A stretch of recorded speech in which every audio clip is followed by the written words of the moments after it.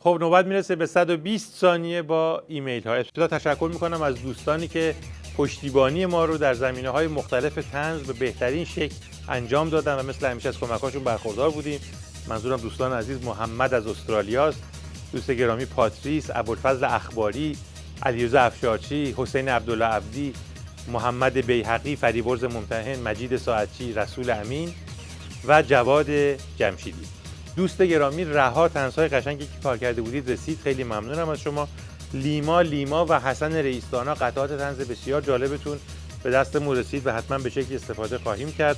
علی نژادی تصویری فرستاده از سنگسار نمادهای فیسبوک و یوتیوب و گوگل توسط مغز ماسیده نظام پاسدار نقدی و علی نوشته که راستش اول فکر کردم این قضیه شوخی است، ولی بعد از کمی تحقیق و تفحص فهمیدم که نه بابا، کاملا واقعیه.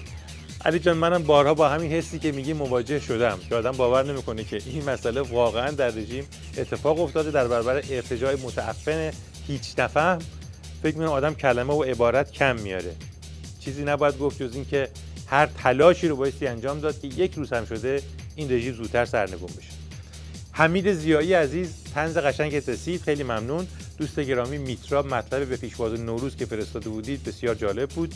آدریان عزیز، ممنون بابت موزیک قشنگی که فرستادی بودی. دوست عزیزم علی علوی از آمریکا، خیلی ممنون بابت عکس‌ها و توضیحاتت. فرشاد تقی‌نژاد نوشته که پدری برای امتحان فرزندش یک قرآن، یک سکه و یک بطری شراب روی میز گذاشت و با خود اندیشید اگر پسر قرآن را بردارد دیندار می شود، اگر سکه را بردارد کاسب و اگر مشروب را بردارد خلافکار. وقتی پسر به خانه آمد قرآن را زیر بغل گذاشت، سکه را در جیب و مشروب را سر کشید. پدر مطمئن شد که پسرش آخوند می شود.